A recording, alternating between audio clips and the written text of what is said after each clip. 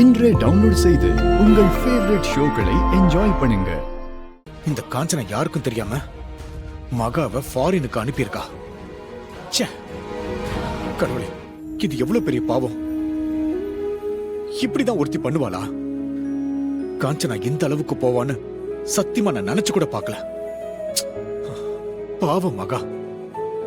இந்த விஷயத்தை யாருக்கிட்டையும் சொல்லாம எல்லாத்தையும் அவ மனசுக்குள்ளேயே போட்டு புதைச்சுக்கிட்டு அவ யூஎஸ் கிளம்பி போயிட்டு இருக்கா. காஞ்சனா இப்படி பண்ணிருக்க கூடாது. இந்த விஷயத்தை உடனே திவ்யாவுக்கு சொல்லி ஆகணும்.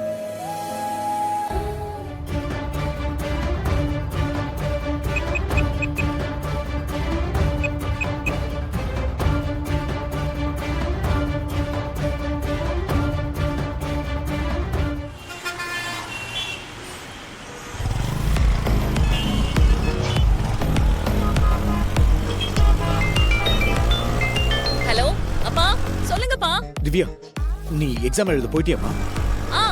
ஆன் தி வேப்பா. திவ்யா, ரொம்ப இம்பார்ட்டன்டான விஷயமா. ஆனா நீ எக்ஸாம் வேற எழுத போயிட்டு இருக்க. அது உங்ககிட்ட சொல்றதா வேணாமான்னு எனக்கு ஒன்றும் புரியலமா. ஆனா உங்ககிட்ட சொல்லாம இருக்கவும் முடியல.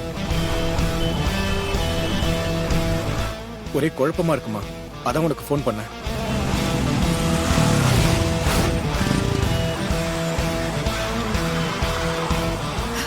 இப்ப சொல்லுங்கப்பா, என்ன விஷயம்?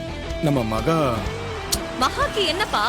அது வந்துமா, மகா நம்ம யார்கிட்டயும் சொல்லாம, ஏன் உன்கிட்ட கூட சொல்லாம யூஎஸ் கிளம்பி போயிட்டு இருக்காமா.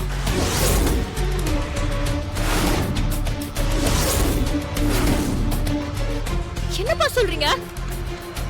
எனக்கு ஒண்ணுமே புரியலையே. அவ எதுக்கு யூஎஸ் போகணும்? நீங்க சொன்ன மாதிரி நிஜமாவே கன்ஃபியூஷன்ல இருக்கீங்கன்னு நினைக்கிறேன். நான் சொல்றது கொஞ்சம் பதட்டப்படாம நீ கேளுமா. உனக்கு அப்பதான் புரியும்.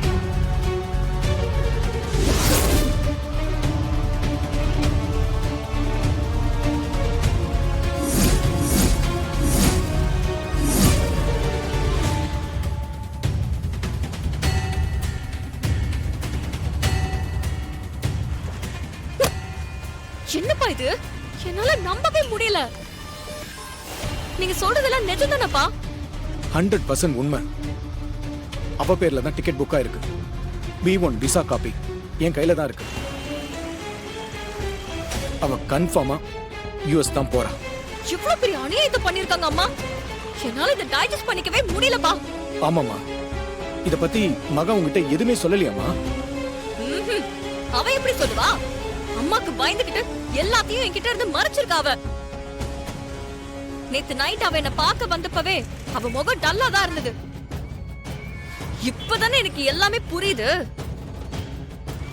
அம்மா நல்லா பிளான் பண்ணி நான் எக்ஸாம் போற டைமா பார்த்து அவளை யுஎஸ் அனுப்புறதுக்கு பிளான் பண்ணிருக்காங்க.